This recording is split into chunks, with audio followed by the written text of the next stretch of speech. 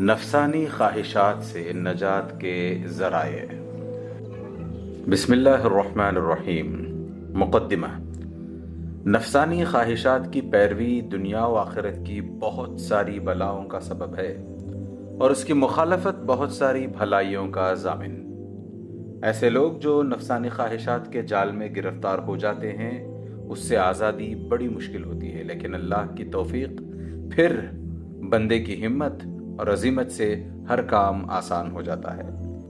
زیر نظر رسالہ علامہ ابن القیم رحمہ اللہ کے افادات علمیہ میں سے ہے، جس کے اندر خواہشات کے دام فریب میں گرفتار لوگوں کے لیے انتہائی مؤثر، دلکش اور شگفتہ اسلوب میں 50 علاج تجویز کیے گئے ہیں۔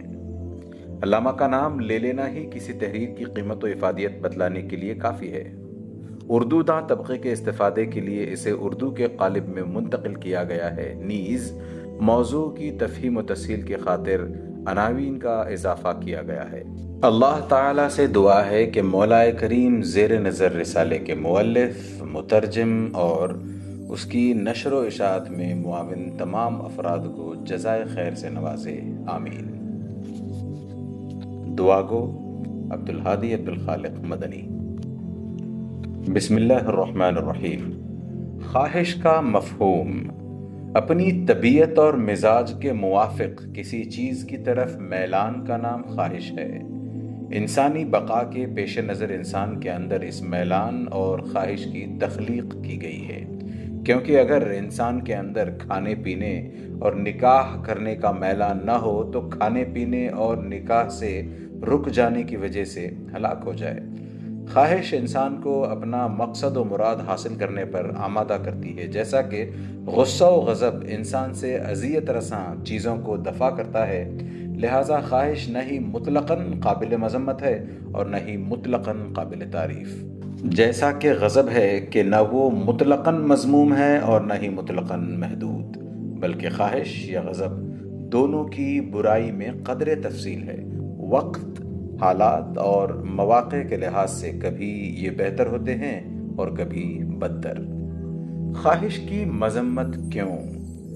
چونکہ بیشتر خواہشات کے پیچھے چلنے والے، شہوات کا اتباع کرنے والے غضب پرست لوگ نفع بخش حد پر نہیں رکتے، اس لیے عمومی غلبہ ضرر کو دیکھتے ہوئے خواہش، شہوت اور غضب کی مذمت مطلقاً کی جاتی ہے، کیونکہ بہت کم ایسے لوگ ہیں جو ان قوتوں میں عدل کر سکتے ہوں اور حدود پر ٹھہر جاتے ہوں۔ جیسا کہ مزاجوں میں ہوتا ہے کہ ہر طرح سے معتدل مزاج انسان کمیاب ہوتے ہیں، کسی نہ کسی خلط اور کیفیت کا غلبہ ضرور ہوتا ہے، لہٰذا ایک ناصح کو شہوت و غضب کی قوتوں کو اعتدال پر لانے کی پوری کوشش کرنی چاہیے۔ چونکہ خواہش میں اعتدال افراد عالم کی اکثریت کے لیے نہایت ہی دشوار ہے، اسی لیے اللہ تعالیٰ نے قرآن مجید میں جب خواہش کا ذکر کیا تو اس کی مذمت فرمائی، اور حدیث نبوی صلی اللہ علیہ وسلم میں بھی اس کی مذمت ہی آئی ہے۔ البتہ جب کوئی قید اور تخصیص ہو تو معاملہ مختلف ہو جاتا ہے، جیسا کہ نبی کریم صلی اللہ علیہ وسلم نے فرمایا، تم میں سے اس وقت تک کوئی مومن نہیں ہو سکتا جب تک کہ اس کی خواہشات میری لائی ہوئی شریعت کے تابع نہ ہو جائیں۔ شرح السنہ۔ یہ مقولہ مشہور ہے کہ خواہش غیر محفوظ جائے پناہ ہے۔ امام شعبی فرماتے ہیں کہ خواہش پرست کو پستی میں گرا دیتی ہے، انجام کی فکر کے بغیر وقتی لذت کی طرف بلاتی اور فوری طور پر شہوت پوری کرنے کے لیے آمادہ کرتی ہے، خواہ اس کی بنا پر دنیا و آخرت میں عظیم آلاب و مصائب کا سامنا کرنا پڑے۔ واضح رہے کہ آخرت سے پہلے دنیا میں ہی ہر عمل کا ایک انجام ہوتا ہے، لیکن خواہش انسان کی عاقبت اندیشی ختم کر کے اسے انجام کے دیکھنے سے اندھا کر دیتی ہے، جبکہ عقل اور دین و مروت انسان کو ہر ایسی لذت و شہوت سے روکتے ہیں جن کا انجام ندامت و شرمندگی ہو اور درد و الم ہو۔ نفس جب ان لذتوں اور شہوتوں کی طرف بڑھتا ہے تو دین و عقل و مروت میں سے ہر ایک اس سے مخاطب ہو کر کہتے ہیں کہ ایسا نہ کر، لیکن اطاعت اسی کی ہوتی ہے جو غالب ہو۔ آپ دیکھتے ہیں کہ ایک بچہ اپنی خواہش کو ترجیح دیتا ہے، خواہ اس کے نتیجے میں بربادی ہاتھ آئے، کیونکہ وہ عقل کا کچا ہوتا ہے۔ ایک بے دین آدمی اپنی خواہش کو ترجیح دیتا ہے، خواہ اس کا نتیجہ آخرت کی تباہی ہو، کیونکہ وہ دین کا کچا ہوتا ہے۔ اور ایک بے مروت انسان اپنی خواہش کو ترجیح دیتا ہے، خواہ اس کی مروت داغدار یا ختم ہو جائے، کیونکہ وہ مروت کا کچا ہوتا ہے۔ امام شافعی رحمہ اللہ کا یہ قول سنہرے حروف سے لکھنے کے قابل ہے کہ اگر مجھے معلوم ہو جائے کہ ٹھنڈا پانی پینے سے میری مروت میں خلل پڑے گا تو میں اسے نہیں پی سکتا۔ خواہشات آزمائش ہیں۔ چونکہ انسان کا امتحان خواہشات کے ذریعے رکھا گیا ہے اور وہ ہر وقت کسی نہ کسی حادثے سے دوچار ہوتا رہتا ہے، اس لیے اس کے وجود میں دو حاکم بنا دیے گئے ہیں، ایک عقل اور دوسرا دین۔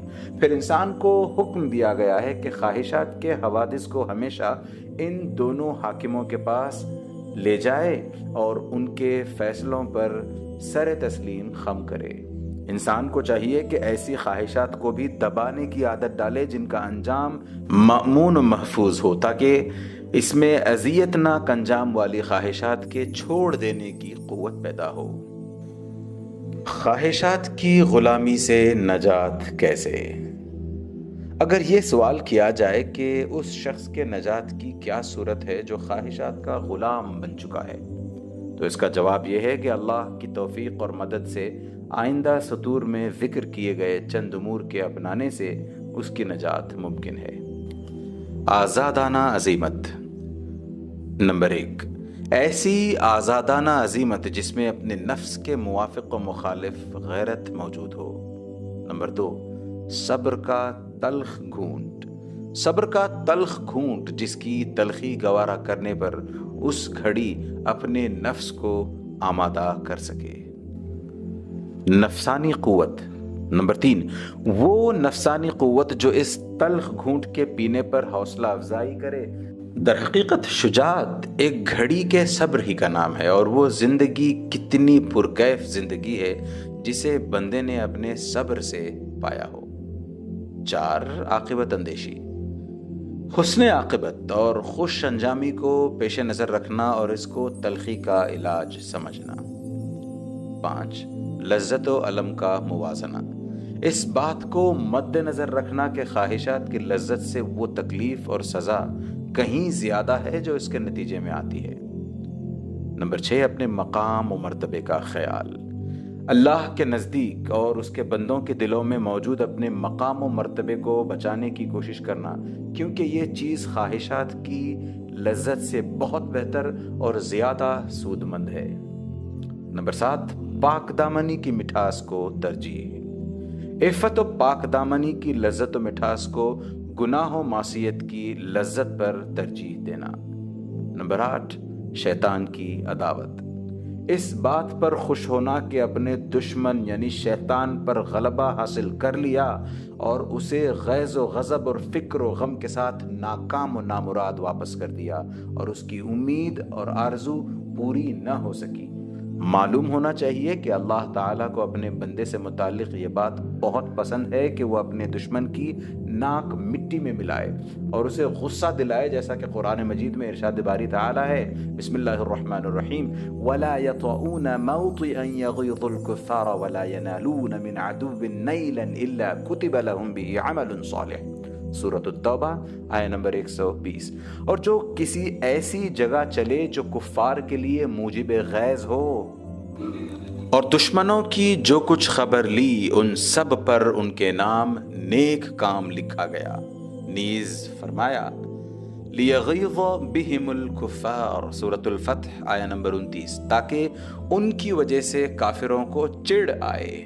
نیز فرمایا وَمَنْ يُهَاجِرْ فِي سَبِيلِ اللَّهِ يَجِدْ فِي الْأَرْضِ مُرَاغَمًا كَثِيرًا وَسَعًا، سورۃ النساء آیہ نمبر 100۔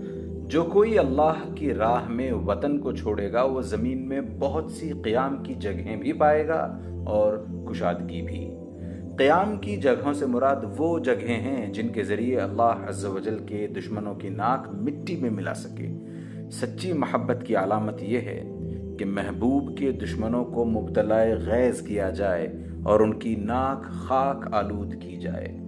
مقصد تخلیق پر غور۔ نمبر 9، اس بات پر غور کرنا کہ اس کی تخلیق خواہشات کے پیچھے چلنے کے لیے نہیں ہوئی، بلکہ ایسے عظیم کام کے لیے اسے وجود بخشا گیا ہے جس کا پانا خواہشات سے دوری کے بغیر ناممکن ہے۔ نمبر 10، تمیز نفع و ضرر۔ اپنے نفس کو ایسی چیزوں کا خوگر نہ بنائے جس کی بنا پر ایک بے عقل چوپایا اس سے بہتر قرار پائے، کیونکہ حیوان طبعی طور پر اپنے نفع و ضرر کی تمیز کر لیتا ہے اور نقصان پر فائدے کو ترجیح دیتا ہے۔ انسان کو اسی مقصد کی خاطر عقل سے نوازا گیا ہے۔ اگر وہ نفع و ضرر میں تمیز نہ کر سکے یا تمیز و معرفت کے باوجود ضرر کو ترجیح دے تو ظاہر ہے کہ ایک بے خرد چوپائے کی حالت اس سے بہتر قرار پائے گی۔ نمبر 11، برے انجام پر غور۔ اپنے دل میں خواہشات کے انجام پر غور کرے اور دیکھے کہ گناہوں اور نافرمانیوں کی بنا پر کتنی فضیلتیں فوت ہو گئیں اور کتنی ذلتوں سے ہمکنار ہونا پڑا۔ ایک لقمے نے کتنے لقموں سے محروم کر دیا، ایک لذت نے کتنی لذتوں سے دور کر دیا۔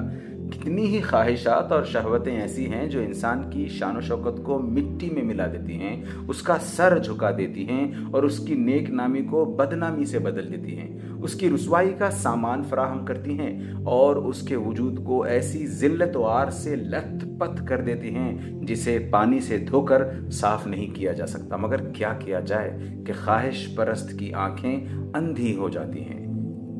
نمبر 12، کیا کھویا کیا پایا۔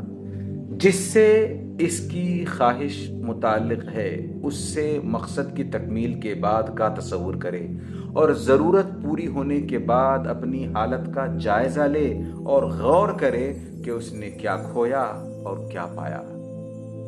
نمبر 13، اپنی ذات شریف۔ دوسروں کے بارے میں اس بات کا کما حقہ تصور کرے، پھر اپنے آپ کو اس مقام پر لے جائے اور دیکھے کیا دونوں معاملے میں اس کی عقل کا فیصلہ ایک ہی ہے۔ نمبر 14، عقل و دین کا فیصلہ۔ اپنے نفس کے مطالبے پر غور کرے اور اپنی عقل اور اپنے دین سے اس کے متعلق دریافت کرے۔ یہ دونوں اسے بتائیں گے کہ یہ کوئی اہم بات نہیں ہے۔ عبداللہ ابن مسعود رضی اللہ تعالی عنہ فرماتے ہیں، جب تم میں سے کسی شخص کو کوئی عورت اچھی لگے تو اس کی گندی اور بدبودار جگہوں کا خیال کر لے، وہ بری لگنے لگے گی۔ ذلت سے برتری۔ نمبر 15، خواہش کی غلامی کی ذلت سے اپنے آپ کو بلند تصور کرے۔ جو شخص ایک بار بھی اپنی خواہش کے پیچھے چلتا ہے لازمی طور پر اپنے آپ میں ذلت محسوس کرتا ہے۔ بندگان خواہشات کے اکڑفوں اور کبر و غرور سے دھوکہ نہیں کھانا چاہیے، کیونکہ وہ اندرونی طور پر کافی ذلیل اور پست ہوتے ہیں، لیکن عجب انداز سے ذلت و غرور یعنی احساس کمتری و برتری دونوں ان میں یکجا ہوتا ہے۔ نمبر 16، خیر و شر کا موازنہ۔ دین و آبرو اور مال و جاہ کی سلامتی ایک طرف اور مطلوبہ لذت کا حصول ایک طرف، دونوں میں موازنہ کرے۔ ان دونوں کے درمیان قطعی کوئی نسبت نہیں۔ اس سے بڑا نادان کون ہوگا جو ایک کے بدلے میں دوسرے کو فروخت کر دے۔ بلند ہمتی۔ نمبر 17، اپنے دشمن کے زیر اقتدار اور اس کے قابو میں رہنے سے اپنے آپ کو بلند تصور کرے، کیونکہ شیطان جب بندے میں ہمت و عزیمت کی کمزوری اور خواہشات کی طرف جھکاؤ اور میلان دیکھتا ہے تو اس کو زیر کرنے کی لالچ کرتا ہے اور موقع پاتے ہی اسے چت کر دیتا ہے اور خواہشات کی لگام پہنا کر جہاں چاہتا ہے لے جاتا ہے۔ لیکن شیطان جب بندے میں قوت و عزیمت، شرف نفس اور علو ہمت دیکھتا ہے تو اس کی اسیری کا حریص نہیں ہوتا، البتہ چوری، چپکے اور دھوکے سے اسے ضرور نقصان پہنچانے کی کوشش کرتا ہے۔ خواہش کے نقصانات۔ نمبر 18، یہ بات ذہن نشین رہے کہ خواہش جس چیز میں مل جاتی ہے اسے بگاڑ کر رکھ دیتی ہے۔ اگر علم میں خواہش نفس کی ملاوٹ ہو جائے تو بدعت و ضلالت جنم لیتی ہے، اور ایسا عالم خواہش پرستوں کی صف میں شامل ہو جاتا ہے۔ اگر زہد میں اس کی آمیزش ہو جائے تو ریاکاری اور سنت رسول سے روگردانی پیدا ہو جاتی ہے۔ اگر فیصلہ کرنے میں اس کی ملاوٹ ہو جائے تو حق تلفی پر اکساتی ہے اور انسان کو ظالم بنا دیتی ہے۔ اگر تقسیم میں اس کی ملاوٹ ہو جائے تو عادلانہ کی بجائے اسے ظالمانہ بنا دیتی ہے۔ اگر مناصب کی تولیت و معزولی میں اس کی ملاوٹ ہو جائے تو انسان اللہ تعالیٰ اور مسلمانوں کی خیانت میں مبتلا ہو جاتا ہے۔ پھر وہ اپنی خواہش سے اہلیت و صلاحیت کو دیکھے بغیر جسے چاہتا ہے عہدہ و منصب سے نوازتا ہے اور جسے چاہتا ہے اس سے معزول کر دیتا ہے۔ اگر عبادت میں خواہش کی ملاوٹ ہو جائے تو وہ اطاعت اور تقرب کا ذریعہ باقی نہیں رہ جاتی۔ غرضے کہ جس چیز میں بھی خواہش نفس کی ملاوٹ ہو جاتی ہے اسے بگاڑ کے رکھ دیتی ہے۔ نمبر 19، شیطان کا چور دروازہ۔ یہ بھی معلوم ہونا چاہیے کہ نفسانی خواہشات ہی کے چور دروازے سے شیطان انسان پر داخل ہوتا ہے۔ انسان کے دل و دماغ، فکر و نظر اور اعمال و کردار میں فساد اور بگاڑ پیدا کرنے کے لیے شیطان دروازے کی تلاش میں ہوتا ہے۔ پھر جب خواہشات کا دروازہ پا جاتا ہے تو اس کے ذریعے داخل ہو کر تمام اعضاء میں زہر کی طرح پھیل جاتا ہے۔ نمبر 20، شریعت کی خلاف ورزی۔ اللہ سبحانہ و تعالی نے خواہشات کو اپنے رسول پر نازل کردہ شریعت کے منافی بنایا ہے اور خواہشات کی اتباع کو رسول کی اتباع کے مقابل قرار دیا ہے۔ نیز لوگوں کی دو قسمیں بتائی ہیں، ایک وہ جو وحی کا اتباع کرتے ہیں، دوسرے وہ جو خواہشات کے پیچھے چلتے ہیں۔ قرآن مجید میں اس کا ذکر بکثرت ہوا ہے۔ فرمان باری تعالی ہے فَإِن لَّمْ يَسْتَجِيبُوا لَكَ فَاعْلَمْ أَنَّمَا يَتَّبِعُونَ أَهْوَاءَهُمْ، سورۃ القصص آیہ نمبر 50۔ پھر اگر یہ آپ کی بات نہ مانیں تو آپ یقین کر لیں کہ یہ صرف اپنی خواہش کی پیروی کر رہے ہیں۔ دوسری جگہ ارشاد ہے وَلَئِنِ اتَّبَعْتَ أَهْوَاءَهُمْ بَعْدَ الَّذِي جَاءَكَ مِنَ الْعِلْمِ مَا لَكَ مِنَ اللَّهِ مِن وَلِيٍّ وَلَا نَصِيرٍ، سورۃ البقرہ آیہ نمبر 120۔ اور اگر آپ نے باوجود اپنے پاس علم آ جانے کے پھر ان کی خواہشوں کی پیروی کی تو اللہ کے پاس آپ کا نہ تو کوئی ولی ہوگا اور نہ مددگار۔ اس طرح کی اور بھی دیگر آیات ہیں۔ نمبر 21، حیوانات کی مشابہت۔ اللہ تعالیٰ نے خواہش پرستوں کی تشبیہ ان حیوانات سے دی ہے جو صورت و معنی دونوں لحاظ سے سب سے حقیر اور خسیس مانے جاتے ہیں۔ کبھی کتے سے تشبیہ دی اور فرمایا وَلَكِنَّهُ أَخْلَدَ إِلَى الْأَرْضِ وَاتَّبَعَ هَوَاهُ فَمَثَلُهُ كَمَثَلِ الْكَلْبِ، سورۃ الاعراف آیہ نمبر 176۔ لیکن وہ تو دنیا کی طرف مائل ہو گیا اور اپنی نفسانی خواہش کی پیروی کرنے لگا، سو اس کی حالت کتے کی سی ہو گئی۔ اور کبھی گدھے سے تشبیہ دی اور فرمایا كَأَنَّهُمْ حُمُرٌ مُسْتَنفِرَةٌ فَرَّتْ مِنْ قَصْوَرَةٍ، سورۃ المدثر آیہ نمبر 50 اور 51۔ گویا کہ وہ بدکے ہوئے گدھے ہیں جو شیر سے بھاگے ہوں۔ اور کبھی اللہ نے ان کی صورتیں بندروں اور سوروں کی شکل میں تبدیل فرما دی۔ نمبر 22، نااہلی و نالائقی۔ خواہش کا پیروکار قیادت و سیادت اور امامت و پیشوائی کا اہل نہیں ہوتا اور نہ ہی اس لائق ہوتا ہے کہ اس کی اطاعت کی جائے اور بات مانی جائے۔ اسی ناطے اللہ تعالیٰ نے ایسے شخص کو امامت سے معزول فرمایا اور اس کی بات ماننے سے روکا ہے۔ اللہ تعالیٰ نے اپنے خلیل ابراہیم علیہ السلام کو مخاطب کر کے فرمایا انی جاعلک للناس اماما قال ومن ذریتی قال لا ینال عہد الظالمین، سورۃ البقرہ آیہ نمبر 124۔ میں تمہیں لوگوں کا امام بنا دوں گا۔ ابراہیم عرض کرنے لگے اور میری اولاد کو؟ فرمایا میرا وعدہ ظالموں سے نہیں ہے۔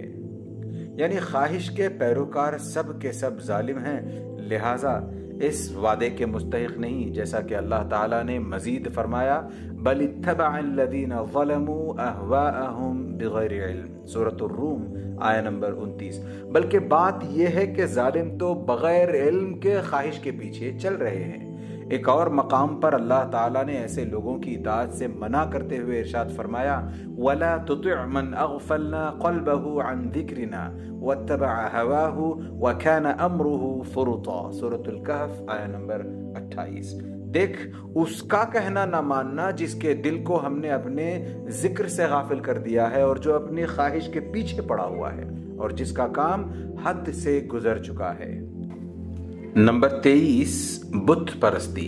اللہ تعالیٰ نے خواہش پرست کو بت پرست کے درجے میں رکھا ہے۔ فرمایا ارأیت من اتخذ الہہ ہوا، سورۃ الفرقان آیہ نمبر 43۔ کیا آپ نے اسے بھی دیکھا جو اپنی خواہش نفس کو اپنا معبود بنائے ہوئے ہے؟ اللہ تعالیٰ نے یہ بات 2 مقامات پر ارشاد فرمائی۔ امام حسن رحمہ اللہ فرماتے ہیں اس سے وہ منافق مراد ہے کہ جس چیز کی بھی خواہش کرتا ہے کر بیٹھتا ہے۔ نیز یہ بھی فرمایا کہ منافق اپنی خواہشات کا غلام ہوتا ہے، اس کا نفس جس بات کی خواہش کرتا ہے وہ کرتا جاتا ہے۔ نمبر 24، جہنم کا باڑ۔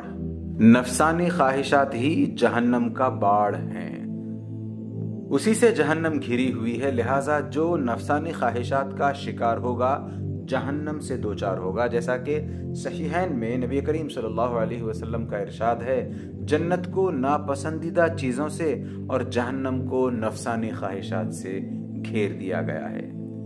ترمذی میں ابو ہریرہ رضی اللہ تعالی عنہ سے مرفوعاً روایت ہے کہ جب اللہ تعالیٰ نے جنت کی تخلیق فرمائی، جبریل علیہ السلام کو یہ حکم دے کر بھیجا کہ جنت کو اور اہل جنت کے لیے جو کچھ میں نے اس میں تیار کر رکھا ہے اس کو دیکھ کر آؤ۔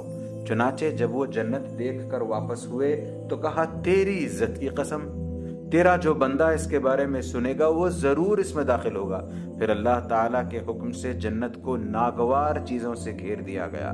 اللہ تعالیٰ نے جبریل کو دوبارہ جا کر دیکھنے کا حکم دیا جبکہ اسے ناپسندیدہ چیزوں سے گھیرا جا چکا تھا۔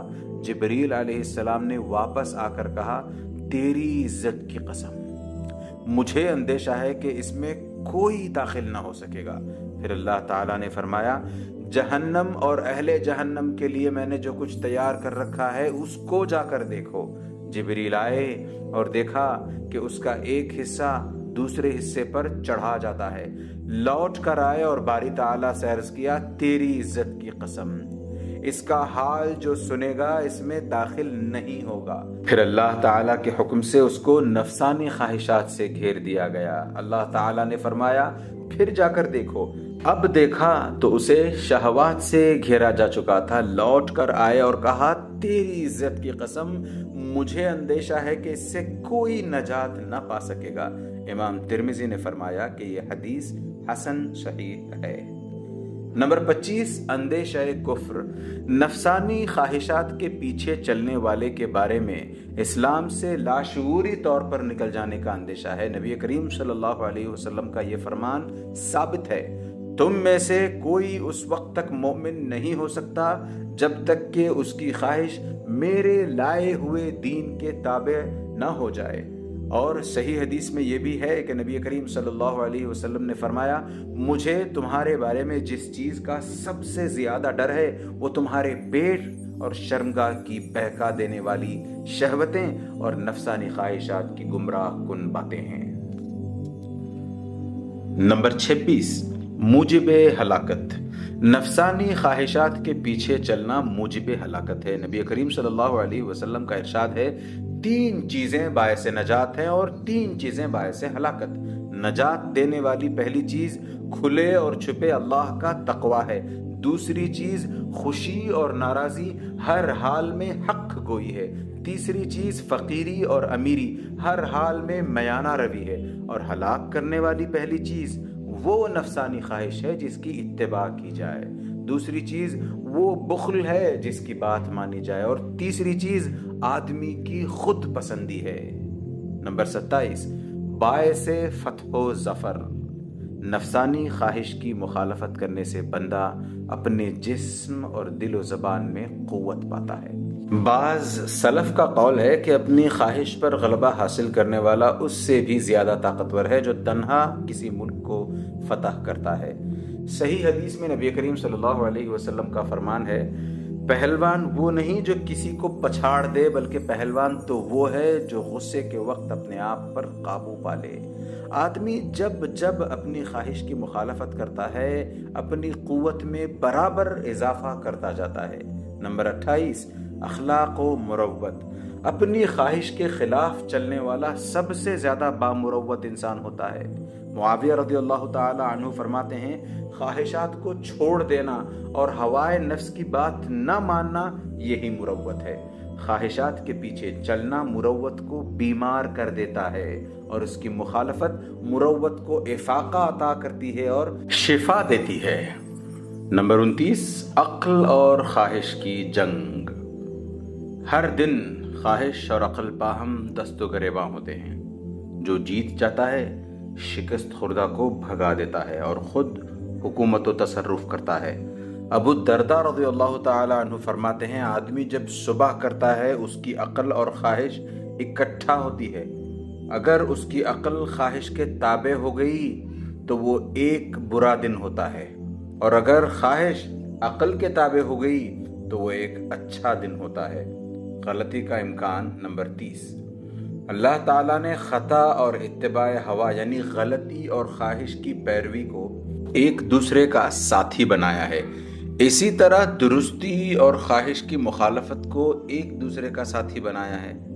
جیسا کہ بعض سلف کا قول ہے، جب تمہیں دو باتوں میں شبہ ہو جائے کہ زیادہ سخت کون ہے تو جو تمہاری خواہش کے قریب ہو اس کی مخالفت کرو، کیونکہ خواہش کے پیچھے چلنے ہی میں غلطی کا زیادہ امکان ہے۔ نمبر 31، بیماری اور علاج۔ خواہش بیماری ہے اور اس کا علاج اس کی مخالفت ہے۔ کسی عارف کا قول ہے، اگر تم چاہو تو تم کو تمہارا مرض بتا دوں، اور اگر چاہو تو اس کی دوا بھی بتا دوں۔ نفسانی خواہش تمہارا مرض ہے، اس کو چھوڑ دینا اور اس کی مخالفت کرنا اس کی دوا ہے۔ بشر حافی فرماتے ہیں، ساری بلائیں نفسانی خواہشات کی بنا پر ہیں اور سارا علاج اس کی مخالفت میں ہے۔ نمبر 32، جہاد۔ خواہشات سے جہاد اگر جہاد کفار سے بڑھ کر نہیں تو اس سے کمتر بھی نہیں ہے۔ ایک شخص نے حسن بصری سے کہا، اے ابو سعید، کون سا جہاد افضل ہے؟ فرمایا، خواہشات نفسانی سے جہاد کرنا۔ شیخ الاسلام ابن تیمیہ رحمہ اللہ فرماتے ہیں، نفس اور خواہش سے جہاد کفار و منافقین سے جہاد کی بنیاد ہے، کیونکہ ان سے اس وقت تک کوئی جہاد نہیں کر سکتا جب تک کہ ان کی طرف نکلنے کے لیے اپنے نفس اور خواہش سے جہاد نہ کرے۔ نمبر 33، مرض بڑھتا گیا۔ خواہش بیماری کو بڑھا دینے والی چیز ہے اور اس کی مخالفت پرہیز ہے۔ ایسا شخص جو مرض بڑھانے والی چیز کا استعمال کرے اور پرہیز سے دور رہے، اس کے انجام کے بارے میں خطرہ یہی ہے کہ بیماری اسے دبوچ لے گی۔ نمبر 34، محرومی و بے توفیقی۔ خواہشات کی اتباع سے توفیق کے دروازے بند ہو جاتے ہیں اور محرومی کے دروازے کھل جاتے ہیں۔ آپ دیکھیں گے کہ ایسے لوگ اپنی زبان سے کہتے رہتے ہیں کہ اگر اللہ نے توفیق دی تو ایسا اور ایسا کر گزریں، مگر خواہشات کی اتباع کر کے انہوں نے اپنے لیے توفیق کے راستے مسدود کر لیے ہیں۔ فضیل ابن عیاض کا قول ہے، جس شخص پر شہوت اور خواہش غالب آ جاتی ہے توفیق اس سے منقطع ہو جاتی ہے۔ کسی عالم کا قول ہے کہ کفر 4 چیزوں میں ہے، غضب، شہوت، لالچ اور خوف میں۔ پھر فرمایا کہ 2 کو میں نے اپنی آنکھوں سے دیکھا، ایک شخص غصے میں آیا اور اس نے اپنی ماں کو قتل کر ڈالا، دوسرا شخص مبتلا عشق ہو کر نصرانی ہو گیا۔ نمبر 35، فساد عقل و خرد۔ جو آدمی اپنی خواہشات کو ترجیح دیتا ہے اس کی عقل فاسد اور رائے بگڑ جاتی ہے، اس لیے کہ اپنی عقل کے معاملے میں اس نے اللہ کی خیانت کی تو اللہ نے اس کی عقل کو فاسد کر دیا۔ تمام امور میں اللہ کی سنت یہی ہے کہ جو کوئی اس میں خیانت کرتا ہے اللہ تعالیٰ اسے فاسد کر دیتا ہے اور بگاڑ دیتا ہے۔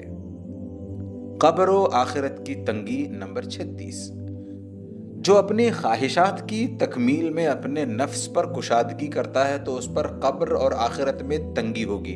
اس کے برخلاف جو نفس کی مخالفت کرے اس پر تنگی کرتا ہے اور اس کی قبر اور آخرت میں اس پر فراخی ہوگی. اللہ تعالیٰ نے اپنے اس فرمان میں اسی طرف اشارہ کیا ہے. وَجَزَاهُمْ بِمَا صَبَرُوا جَنَّةً وَحَرِيرًا سورۃ الدہر آیہ نمبر 12. اور انہیں ان کے صبر کے بدلے جنت اور ریشمی لباس عطا فرمائے. چونکہ صبر جو کہ خواہشات سے نفس کو روکنے کا نام ہے اس میں کھردراپن اور تنگی ہے، اس لیے بدلے میں نرم و گداز ریشم اور جنت کی وسعت عطا فرمائی. ابو سلیمان دارانی رحمہ اللہ نے اس آیت کی تفسیر میں فرمایا شہوتوں سے صبر کرنے پر یہ بدلہ عطا فرمایا. نمبر 37 رکاوٹ. نفسانی خواہشات قیامت کے دن نجات یافتہ بندوں کے ساتھ اٹھ کر دوڑنے سے رکاوٹ بن جائیں گے، جس طرح دنیا میں ان کا ساتھ دینے میں رکاوٹ بنے ہوئے ہیں. محمد ابن ابی الورد کا قول ہے کہ اللہ تعالیٰ نے ایک دن ایسا بنایا ہے جس کی مصیبت سے خواہشات کے پیچھے چلنے والا نجات نہیں پا سکتا. قیامت کے دن جو شخص سب سے دیر سے اٹھے گا وہ شہوتوں کا پٹخا ہوا ہوگا. عقلیں جب طلب کے میدان میں دوڑتی ہیں تو سب سے زیادہ حصے کی مستحق وہ ہوتی ہے جس کے پاس سب سے زیادہ صبر ہو. عقل معدن ہے اور فکر اس معدن سے خزانے نکالنے کا آلہ ہے. نمبر 38 عزائم کی پستی. خواہشات کی غلامی عزائم کی پستی اور کمزوری کا سبب ہے اور اس کی مخالفت عزائم کو مضبوطی اور طاقت عطا کرتی ہے. عزم وہ سواری ہے جس کے ذریعے بندہ اللہ اور آخرت کی طرف سفر کرتا ہے. اگر سواری خراب ہو جائے تو مسافر کی منزل بہت دور ہو جاتی ہے. یحییٰ ابن معاذ سے دریافت کیا گیا عزم کے اعتبار سے صحیح ترین انسان کون ہے؟ فرمایا وہ جو اپنی خواہشات پر غالب آ جائے. نمبر 39 بدترین سواری.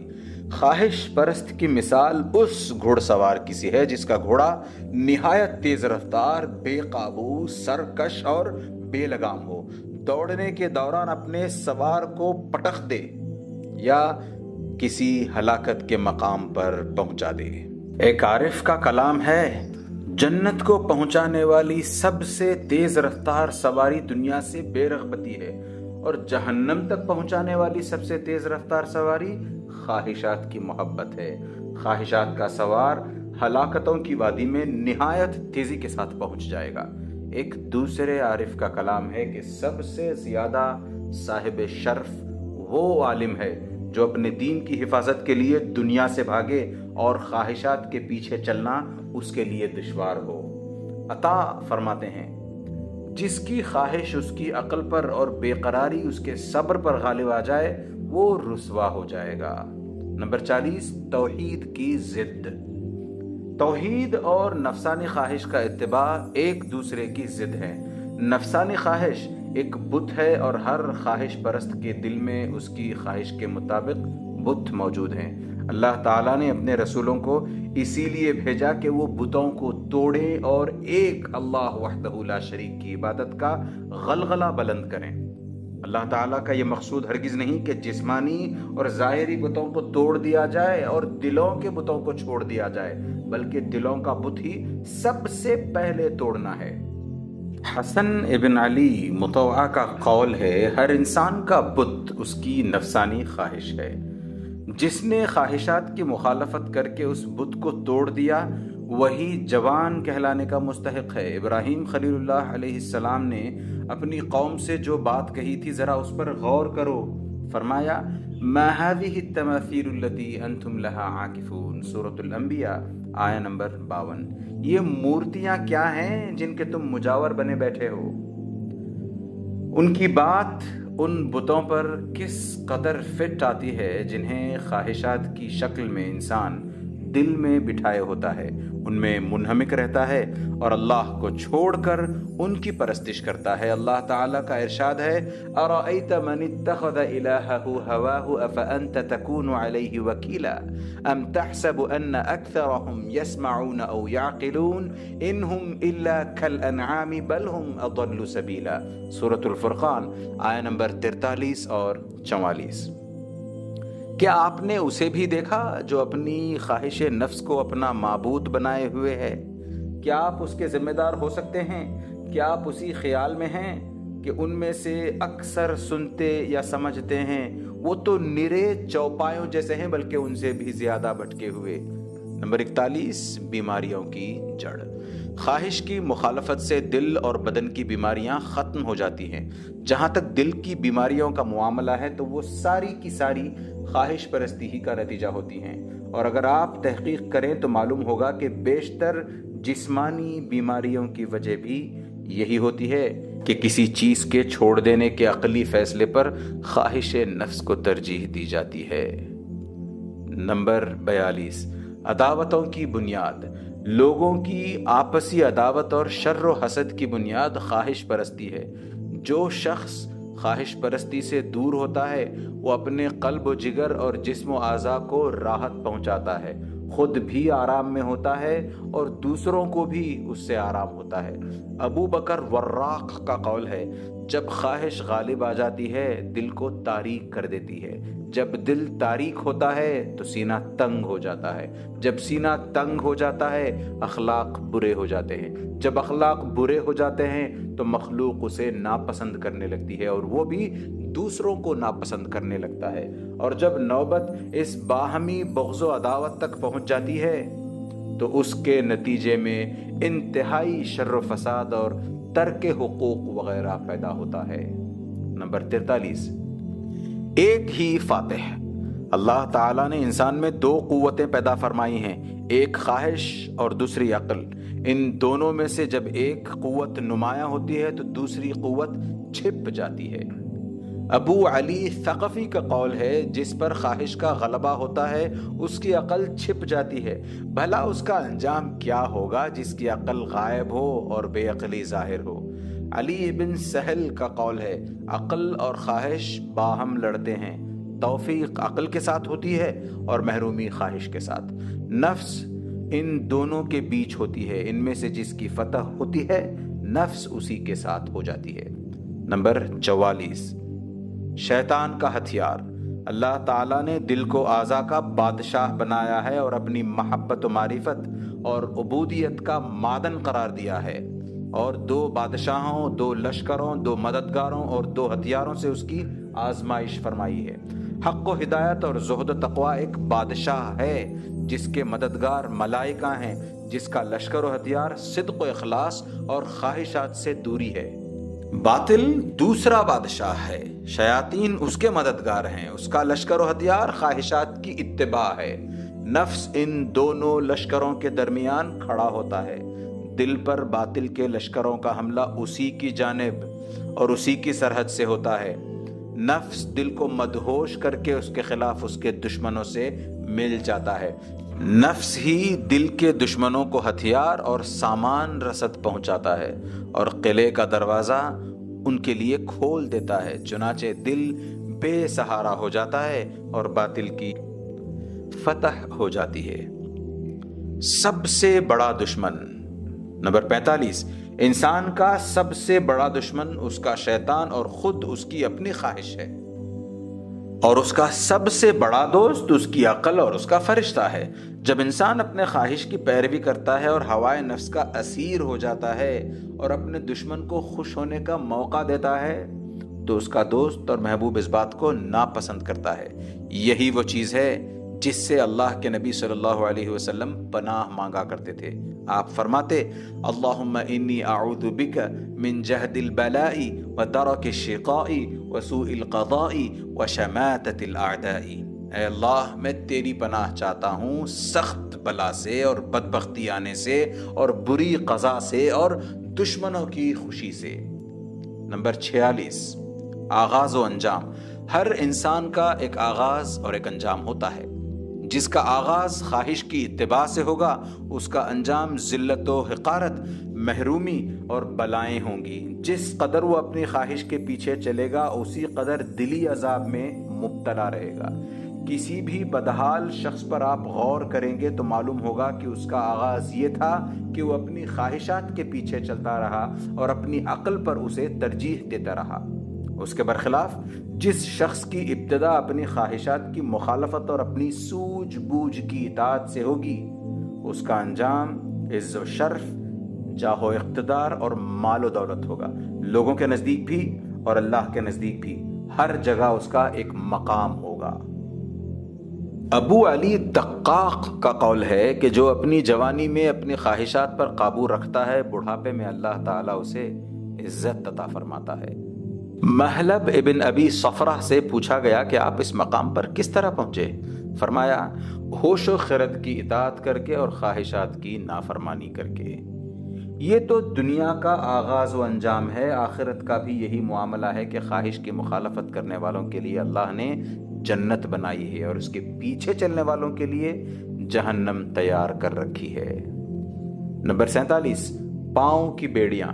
نفسانی خواہشات دل کی غلامی، گلے کا طوق اور پاؤں کی بیڑیاں ہیں۔ خواہش پرست ہر بد کردار کا غلام ہوتا ہے، لیکن خواہش کی مخالفت کرتے ہی اس کی غلامی سے نکل کر آزاد ہو جاتا ہے، گلے کا طوق اور پاؤں کی بیڑیاں نکال پھینکتا ہے۔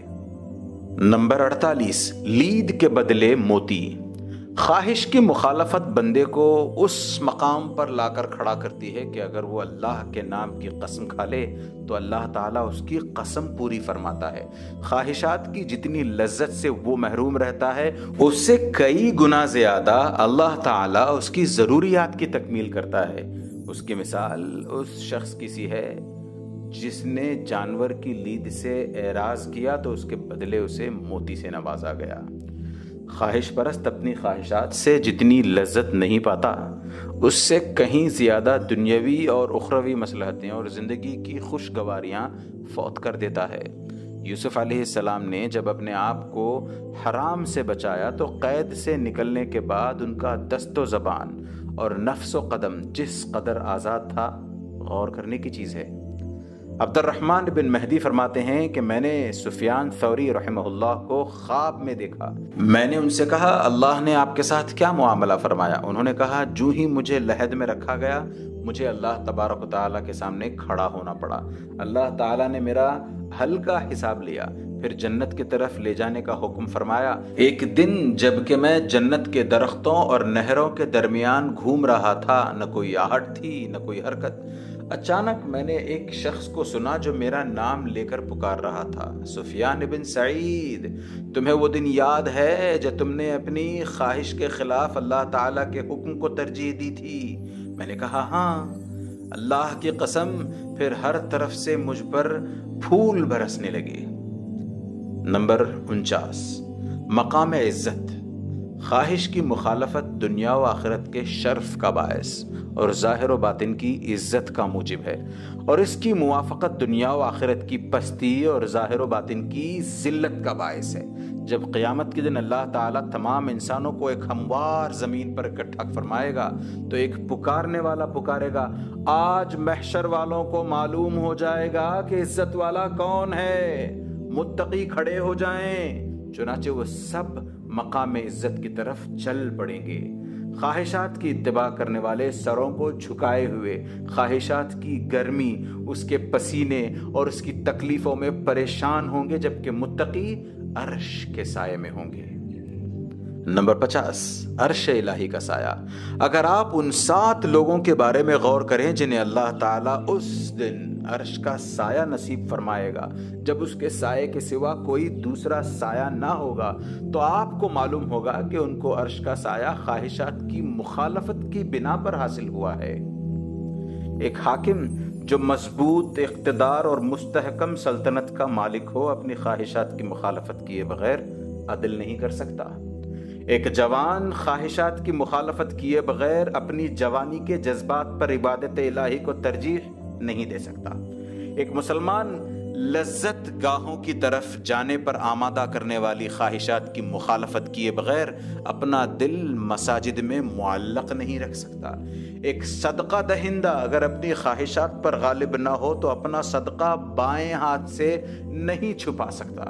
ایک مرد اپنی خواہشات کی مخالفت کے بغیر کسی خوبصورت اور صاحب منصب عورت کے بلانے پر اللہ عز و جل سے ڈر کر اسے نہیں چھوڑ سکتا۔ ایک مسلمان اپنی خواہشات کی مخالفت کر کے ہی تنہائی میں اللہ کو یاد کرتا ہے اور اللہ کے خوف سے اس کی آنکھوں میں سے آنسو بہہ نکلتے ہیں۔ یہ سب کچھ خواہشات کی مخالفت کی بنا پر ہی ہو سکتا ہے۔ لہٰذا ایسے لوگوں پر قیامت کے دن کی گرمی، شدت اور پسینے کا کوئی اثر نہ ہوگا۔ اس کے برعکس خواہش پرست انتہائی گرمی اور پسینے میں شرابور ہوں گے اور خواہشات کے قید خانے میں داخل ہونے کا انتظار کر رہے ہوں گے۔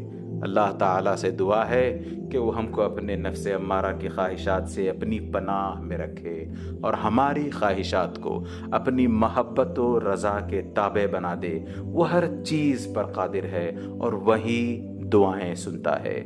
والحمد للہ رب العالمین وصلی اللہ علی نبینا محمد صلی اللہ علیہ وسلم۔